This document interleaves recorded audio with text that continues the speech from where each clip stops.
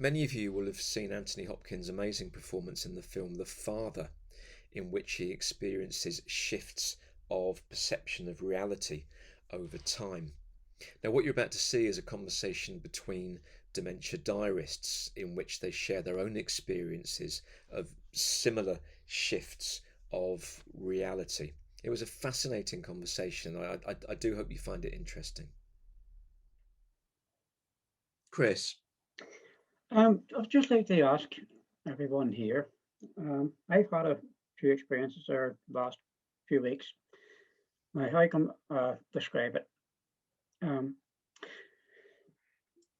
I'm just going about my daily chores, wash the dishes, or sit down to watch the TV, or go out to have a chat with someone, and this all of a sudden I'm in a dream, you know, for about maybe 10 seconds.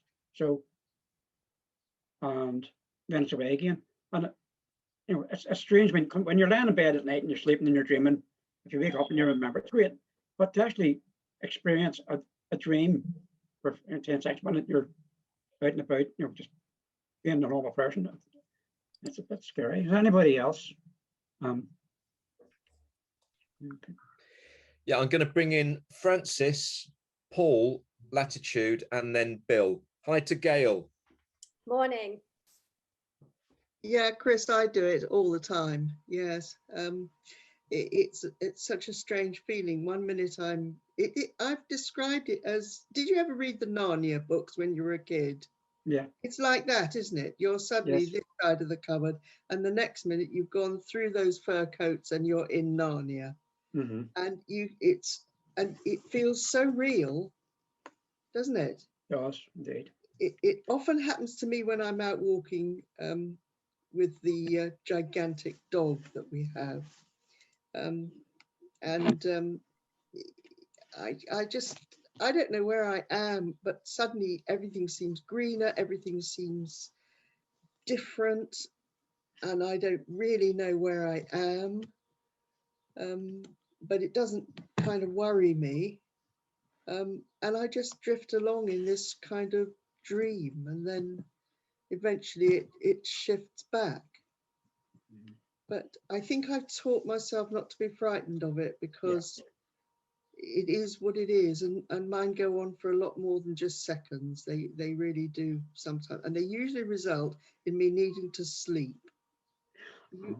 You like that?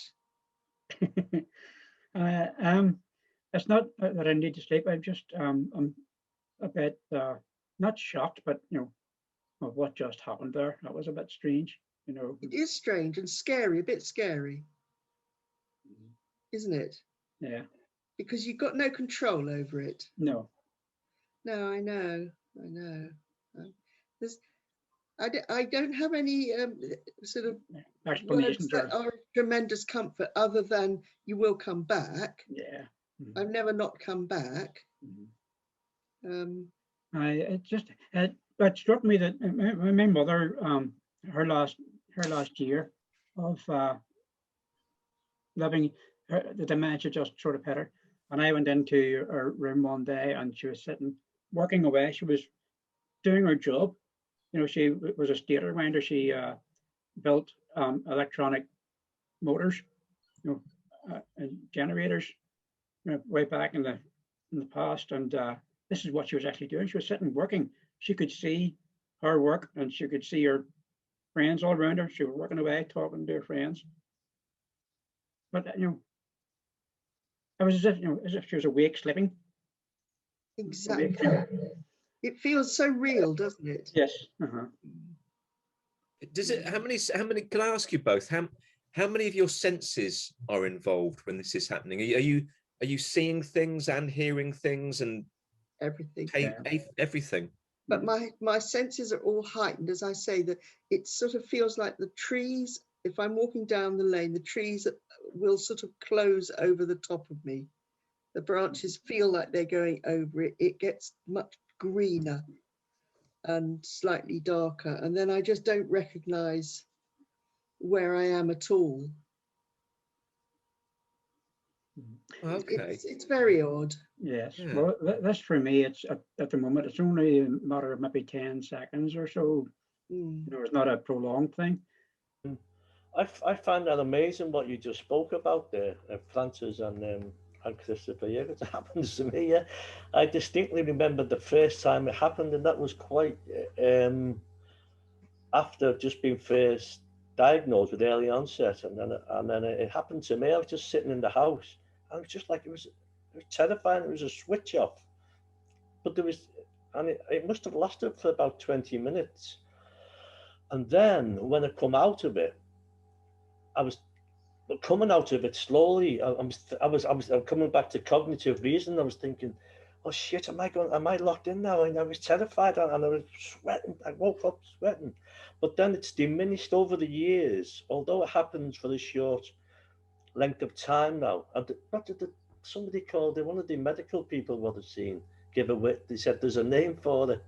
I think it's Absences. It's called absences, Paul. well, that's not what he told me. He called it was induced something, induced something, med- meditative state. I an induced that might be the same as absence, but yeah, but it doesn't bother me that much because I know it's well it does, but it doesn't. I'm going to come out of it. So the fear is not coming out of it. Then yeah, that's the fear. So I think you do have to fight against that a little bit. And I think that's when the anxiety kicks in. But it does exist, yeah. It certainly does exist. Interesting. Mm. That's interesting. Thanks, Paul. Let's go to Bill. And then I'm going to go to Lorraine, and then down to you, Joy. I don't exactly have dreams, but part of my problem is I can't do two things at once. And if I'm listening to a chat, all of a sudden my brain will go somewhere else. And it'll be gone for 20, 30 seconds. And all of a sudden I'll come back and I won't know what's been said because I've been somewhere else. And that used to happen while I was driving too. And that's a number of years ago now, where my mind would wander, a bit better for want of a better word. And all of a sudden I'm back behind the wheel and God knows what happened in that time while I was behind the wheel. So, but I've gotten quite used to that by now. Yeah. Thanks, Bill. I think lots of people will have experienced that, and it might be there's a connection there with your ability to manage cognitive load. It's a little bit like the number of balls you can keep up in the air at the same time. So you can focus fine on one thing, but as soon as another ball gets thrown in, it's all what the. Let's go to Lorraine, then to Joy, then to Stephen. Yeah, it's a similar experience to what Francis and Christopher have, but I'm alert from 7 a.m. in the morning to about 2, and then I go into this other world, so to speak. I get clumsy, I fall into things, it's really a weird things can happen. I can see weird things. At first it was awful, absolutely awful, but now I've accepted it and I know the signs, and my middle daughter also knows the signs when this is happening as well. It's that twilight zone that I go into and weird, wonderful things can happen there. Very much so. Not every day. Yeah, dreams. Yeah, I get taken away quite often to another. I don't know what you call it, another plane then. Just for a little while. And I think somebody else said that they got to have a rest, and that's what I do.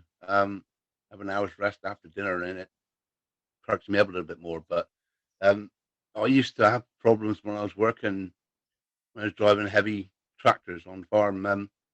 Well, come near to the end of when before I got made redundant. And of course, I didn't realise I had all these problems, and it was strange just looking out the window and you're just going off into a different world, and you think, oh God, no, just going up down the field, not going over the edge. And it's strange and it's weird. Sometimes you think, I can't get out of it, and I've got to do something else to get out of it, like use me technology to get out of it. Then I don't know how else to get out of it, because I'm not. I don't know, because like you say, everybody else is different, and everybody else's dementia is different, and I don't know. I mean, one little incident I had when I still had a motorbike. I had a car, then I had a motorbike, and I went down my dad's place down not too far away from here, and I left this place intending to come home. Well, I didn't get home. I drove off about 4 or 5 miles the other way. So I thought, what am I doing here? That was scary. I thought, blimey, what have I done here? And I thought, okay, let's get back home again. Of course, I never had a mobile phone then, so I could have used GPS, couldn't I? But yeah, it's weird, isn't it? It's weird with these things you drift off into. It's weird, and the dreams I'd have is a little bit weird as well. You remember some of it, not all of it. Yeah, I some years ago they thought I'd had a stroke, but I've since learnt that it was transient global amnesia. I mean, I don't know, I've looked it up and I ain't found out much about it. And that was a complete, you know, I didn't know what had happened at all. I'd been taken to a concert, and it was a very visual. It was War of the Worlds, so it was a very visual performance. I couldn't remember a thing. So I was quite interested in what Paul said about something about like automatic meditative state, because some people have described these episodes as altered reality. Now I know that, I mean, Wayne, you've probably got experience of meditation as well, and Lorraine with your magical practices. Does it ever feel like that to you? Each individual has a different perception of a dementia symptom based on their experience of life. So if something like that kind of happens, because I spend half my life in this kind of semi-meditative state, I don't even think of it as being an issue. Yeah, you just said the word choice. When I go into medication, it's choice. I didn't have a choice with dementia, and I always try and get rid of it, but it just follows me everywhere. So that isn't a choice. Meditation's a choice, and I've got power over it. I just wanted to say I hope that helped him, because I must admit that it did help me to hear other people's experiences. I find great comfort in hearing that everybody else is, well, not everybody, but a lot of people go through these things. I don't feel quite so isolated by it all when we have these conversations.